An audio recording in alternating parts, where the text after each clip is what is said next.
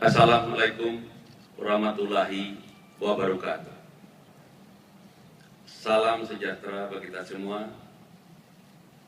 Selamat siang. Yang kami hormati Bapak Presiden Republik Indonesia, yang kami hormati para Menteri Kabinet Indonesia Bersatu yang kedua, pimpinan Komisi 7 DPR RI, Menteri Perminyakan Oman, para duta besar negara-negara sahabat, dan seluruh hadirin peserta konferensi IPA yang ke-37 yang saya cintai. Pertama-tama saya ingin menyampaikan kepada Bapak Presiden laporan bahwa pada waktu pimpinan IPA menghadap saya tentang rencana konferensi ini, ada pikiran-pikiran bahwa dunia sedang melesu. Tantangan-tantangan itu menjadi pikiran dari panitia IPA Conference. Juga dipikirkan tantangan bahwa kita sedang menghadapi persiapan pemilu 2014. Sehingga ada pikiran-pikiran tidak usahlah IPA-nya dibuat besar-besar. Cukup sedikit saja karena berat tantangannya di dunia dan juga di dalam negeri. Bapak Presiden, pada waktu pembahasan itu saya berpikir terbalik. Justru pada saat dunia seperti ini, justru pada saat kita menyongsong 2014 persiapan pemilu, industri migas tidak boleh kendor. Justru harus lebih keras bekerjanya, lebih besar effortnya. Dan IPA Conference and Exhibition ini harus lebih besar gaungnya.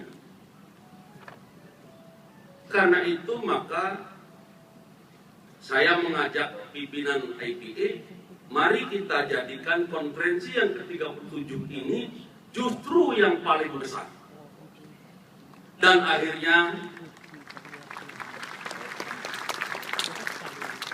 akhirnya Bapak Presiden, inilah konferensi IPA dan Exhibition yang terbesar sepanjang sejarah IPA di Indonesia.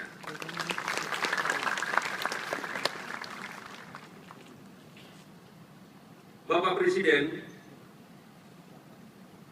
tahun yang lalu sebetulnya sudah cukup besar acaranya. Waktu itu IPA memang meminta saya untuk bisa nggak mengundang Bapak Presiden. Saya katakan waktu itu karena saya baru jadi Menteri SDM, saya mau lihat dulu sudah seberapa besar semangat industri migas ini sekarang. Jadi tahun yang lalu saya belum mengundang Bapak, tapi tahun ini karena memang tantangannya seperti itu, baik eksternal maupun internal, maka kehadiran Bapak memang kami harapkan, dan inilah yang terjadi. Pada waktu saya sampaikan Bapak Presiden berkenan hadir tanggal 15 ini, maka semangat industri minyak dan gas bukan hanya Indonesia, juga dunia datang berduyun-duyun ke Indonesia.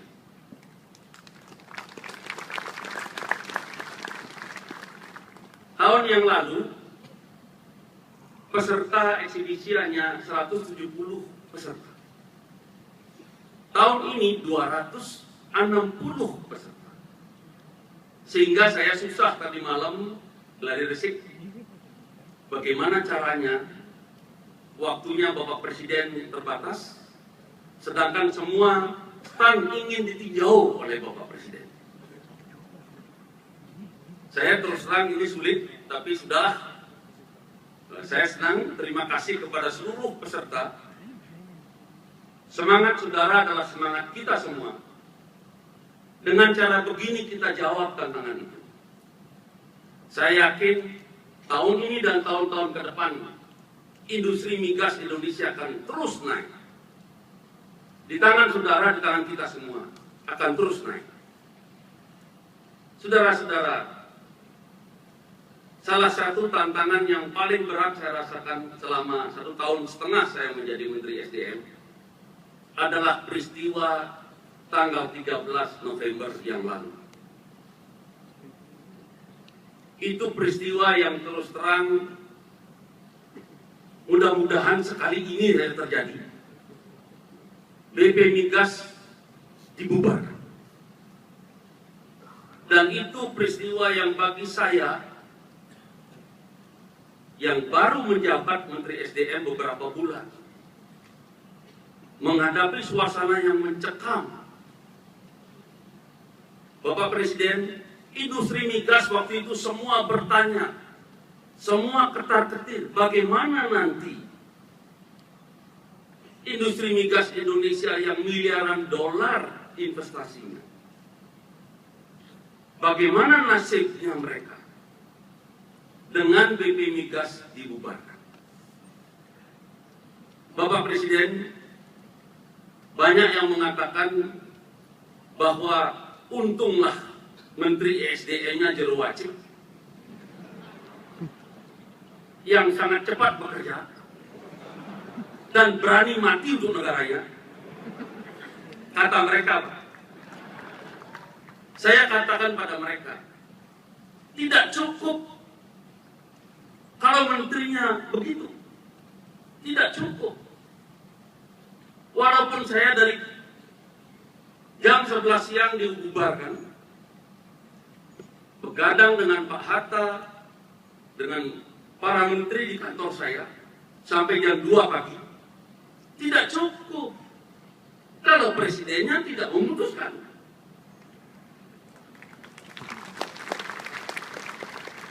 Nggak bisa. Jadi kalau menterinya energi, presidennya tidak memutuskan, ya nggak jadi juga. Tapi beruntunglah Bapak, saya terus terang senang sekali. Ini bukan hanya di depan Bapak, di depan semua juga saya selalu ngomong begini. Untung kita punya presiden begini. Dan saudara-saudara, mengapa presiden itu cepat memutuskan? Karena beliau ini bekas Menteri SDM. Beliau mengerti bahwa 1 menit saja industri migas itu berhenti, kacau urusannya.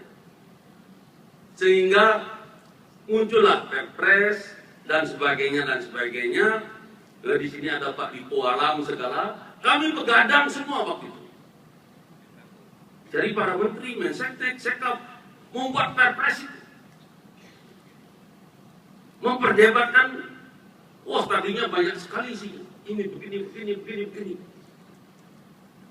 Sementara itu Bapak Presiden, di BP Migas, para karyawan BP Migas waktu itu sudah duduk di lantai, Bapak. 1.000 orang duduk di lantai, menunggu nasibnya. Dan Perpres Bapak itulah yang menyelamatkan industri migas. Sekarang, sejak hari itu, maka terjadi titik balik. Semangat industri migas luar biasa.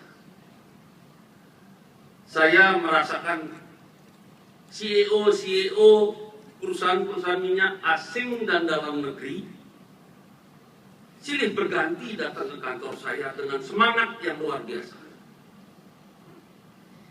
Semua datang dengan mencanangkan kepada saya, kami akan menambah investasi.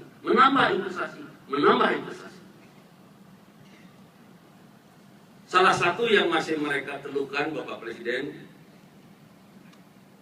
yang saya yakin Bapak juga sudah memikirkan, adalah mengenai insentif di bidang eksplorasi. Ini yang masih ada di pikiran mereka, yang nanti saya mengharapkan Bapak memberikan respons bagaimana ini. Karena walaupun Bapak tinggal 1,5 tahun lagi jadi presiden, saya yakin kalau Bapak memutuskan banyak hal sekarang, generasi berikut yang akan senang. Menteri ESDM sesudah saya akan senang. Akan lebih mudah menjalankan sesuatu kalau Bapak memutuskan hal-hal yang penting bagi kami semuanya. Sebelum saya mengakhiri sambutan saya, Pak Presiden, ada satu hal yang sering saya sampaikan kepada jajaran stakeholder, calon-calon investor di bidang minyak, gas bumi, tambang adalah sebagai berikut, Pak Presiden. Kami mempunyai 4 track strategi: pro growth, pro jobs, pro poor, dan pro environment. Saya katakan kepada semua investor, jika Anda setuju dengan itu, mau bersama-sama meningkatkan pertumbuhan ekonomi, mau bersama-sama creating job, mau bersama-sama mengentaskan kemiskinan, menurunkan kemiskinan dengan CSR yang ditambah, mau bersama-sama menjaga lingkungan Indonesia, jangan mau nambang terus ditinggal, maka saya sebagai Menteri ESDM akan mensupport Anda penuh. Asal Anda mendapat kesulitan, saya akan kerjakan. Kalau Anda setuju dengan 4 itu dan mau mengerjakannya bersama-sama kami. Tetapi kalau Anda tidak setuju, misalnya, saya tidak mau creating job, yang penting bagi saya dapat untung, tidak, saya nggak mau. Saya tidak mau CSR, mengentaskan kemiskinan itu kan urusan Indonesia, saya nggak mau. Saya nggak mau menjaga lingkungan Indonesia, yang penting saya untung, biarpun rusak lingkungannya Indonesia, biarin saja. Kalau itu yang ada di pikiran Anda sebagai investor, jangan. Lebih baik Anda ke Indonesia jadi turis saja.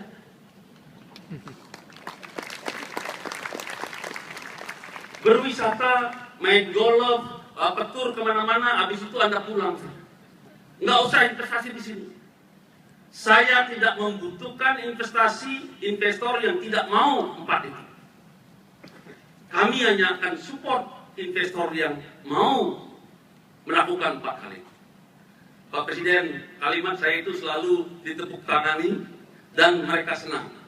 Jadi semua investor yang ada di sini, Bapak, pasti sudah mau yang 4 itu. Mau menumbuhkan ekonomi Indonesia dengan PUD, WPNB. Saya pernah, Bapak, 2 bulan 3 hari menjadi kepala SK Migas, merangkap.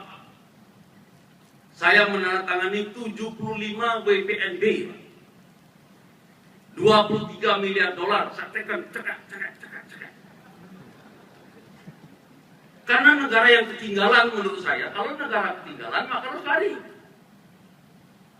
Jangan negara ketinggalan terus jalan pelan-pelan, ya ketinggalan terus. Cepat. Nah, itu yang saya lakukan sehingga mereka merasa bahwa kalau mereka melakukan 4 itu, CSR-nya diperbanyak. Jangan CSR mencerit-mencerit. Perusahaan besar begini kok CSR takut-takut. Jadi itulah Bapak Presiden, iklim sekarang sudah baik.